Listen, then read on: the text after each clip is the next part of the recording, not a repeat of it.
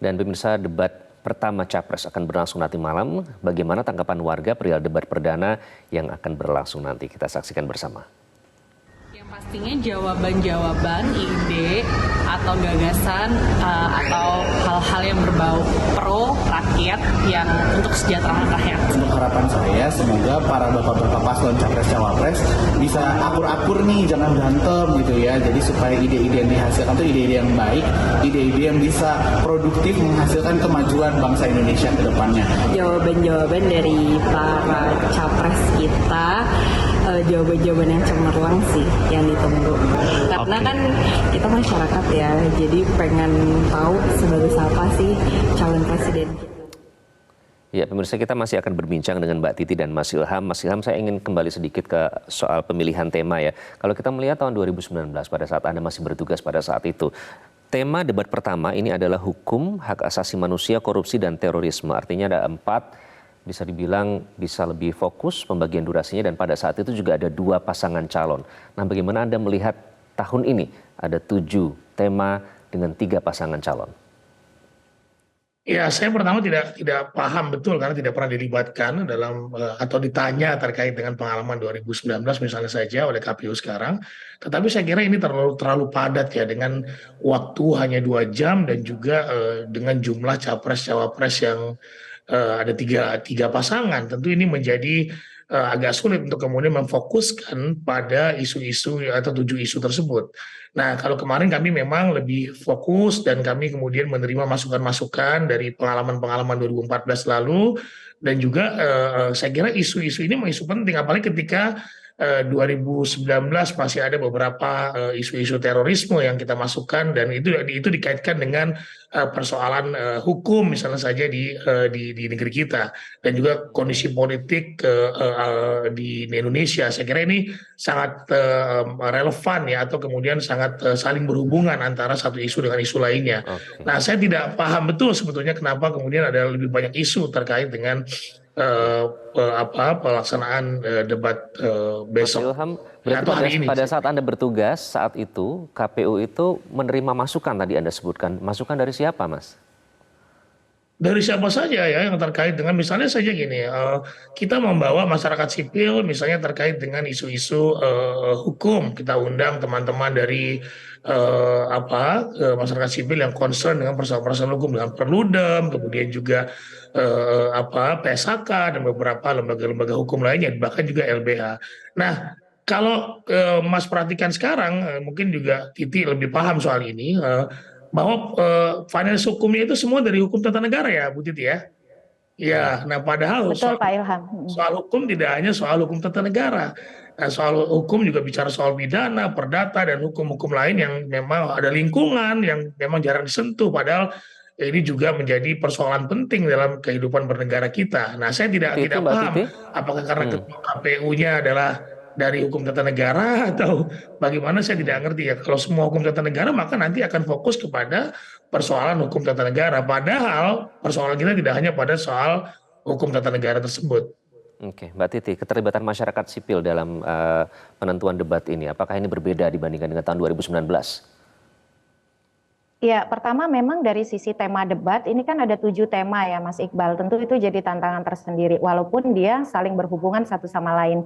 Misalnya soal hukum, HAM, lalu pemberantasan korupsi, penguatan demokrasi, peningkatan pelayanan publik, lalu juga kerukunan warga dan lain sebagainya, dia memang bisa dihubungkan gitu. Nah, tetapi memang kalau kita lihat temanya jadi besar. Yang kedua adalah soal jumlah panelis. Jumlah panelisnya juga keroyokan ya, ada 11 orang gitu. Kalau dulu di era Pak Ilham tuh ada 6 orang panelis.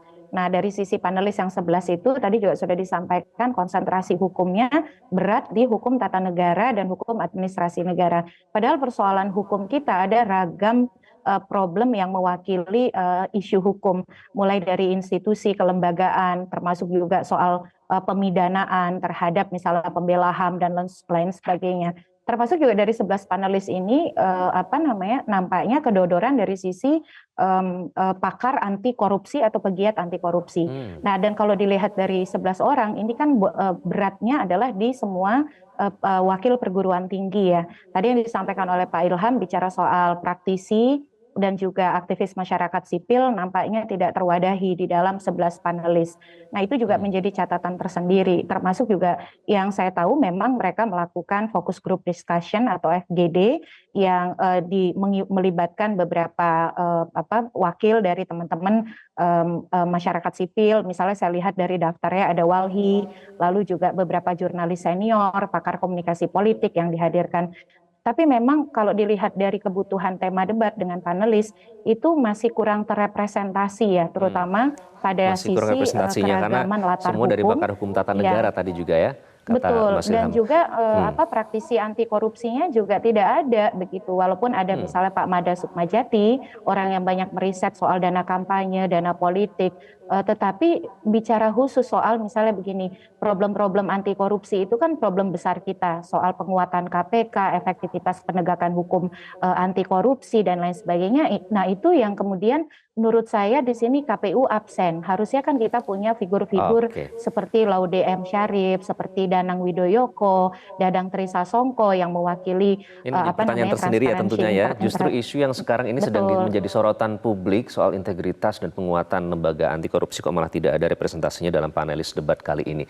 Nah, terakhir Mbak Titi dan Mas Ilham, saya ingin membahas soal undecided voters dan juga swing voters. Ini jumlahnya cukup banyak ya. Undecided ini mencapai 28,7%, sementara swing voters ini lebih dari 24%. Nah, seberapa krusial sih Mbak Titi debat nanti malam ini bisa mempengaruhi keputusan mereka? Ya, Mas Iqbal, saya mau refleksi dari diri saya sendiri saja. Walaupun saya sudah punya kecenderungan, tapi belum sepenuhnya bulat kecenderungan itu. Dan kecenderungan itu akan bulat setelah mendengarkan debat. Karena tadi pertimbangannya, kalau pilih yang ini, menimbang yang ini. Kalau pilih yang itu, menimbang yang itu. Dan satu-satunya yang akan melahirkan kemantapan itu adalah pembeda di antara pasangan calon. Yang paling mudah untuk meyakinkan bahwa pembeda itu akan lebih konkret, itu adalah debat pasangan calon yang akan berlangsung mulai malam ini.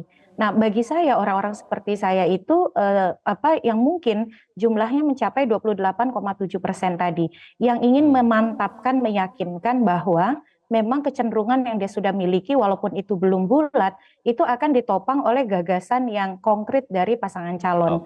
Oleh karena itu pasangan calon mestinya, karena besok nanti malam itu debat adalah metode kampanye yang jangkauan audiensnya paling besar. Jadi karena dia secara massal, kolosal disiarkan media penyiaran, media digital. Yang kedua adalah kalau kita belajar, saya pakai ilustrasi DKI Jakarta.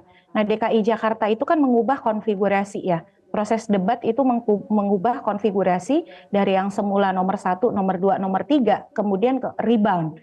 Berubah karena ada faktor debat. Ada juga yang mengatakan debat ini dampaknya tidak besar, hanya di bawah misal 10%.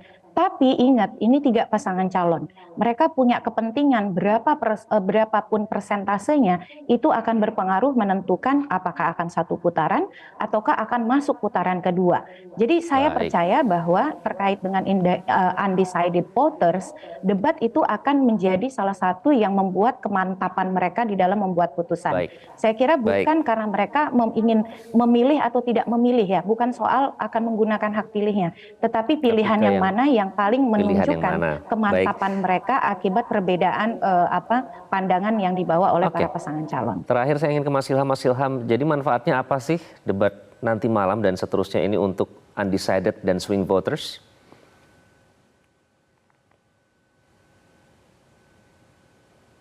Masih di mute, Mas Ilham? Ya, dalam demokrasi yang berkualitas dan substantif tentu salah satu alatnya adalah debat ya. Apakah debat menjadi hanya canvassing saja atau hanya menjadi penyedap dalam pemilu ini saja, tentu tidak seperti itu yang kita harapkan. Tetapi bagaimana debat ini mampu kemudian meyakinkan para pemilih terhadap visi misi pada pasangan capres dan cawapres, bahwa mereka ini adalah betul-betul orang yang bisa menjawab keresahan masyarakat, terutama generasi-generasi anak muda sekarang yang saya kira banyak yang belum terwakili lah terhadap bagaimana mereka atau nasib mereka atau kemudian juga kepentingan-kepentingan mereka diikat dengan kebijakan-kebijakan para capres dan cawapres ini. Nah, tentu ini menjadi penting, dan walaupun misalnya itu seperti kata Mbak Titi bilang hanya 10%, tapi itu menjadi sangat signifikan kalau kemudian debatnya dikemas dengan baik, dikemas bagaimana kemudian para capres dan cawapres ini bisa mengeluarkan atau kemudian menyampaikan visi dan misinya dan bahkan juga bisa menjawab pertanyaan-pertanyaan publik melalui panelis. Saya kira itu. Oke. Baik, Mas Ilham dan Mbak Titi, terima kasih atas diskusinya pada pagi hari ini. Kita nantikan ya debat nanti, karena dinyatakan juga oleh beberapa pakar bahwa yang akan berhasil merayu para undecided voters dan juga swing voters ini mereka yang bisa menciptakan perdebatan setelah debat itu selesai, menciptakan percakapan baik itu di Betul. sehari-hari ataupun di ruang maya begitu. Sekali lagi terima kasih Mas Ilham, Mbak Dan Titi. sekali lagi Mas, itu bisa Iya. mengubah kondisi, bisa ada yang rebound atau justru bahkan bisa ada yang mengalami penurunan. Kita lihat saja. Oke, kita lihat saja. Baik, terima kasih Mbak Titi dan Mas Ilham atas diskusinya yang menarik pada pagi hari ini. Kita nantikan debat nanti malam ya. Jelajahi cara baru mendapatkan informasi. Download Metro TV Extend sekarang.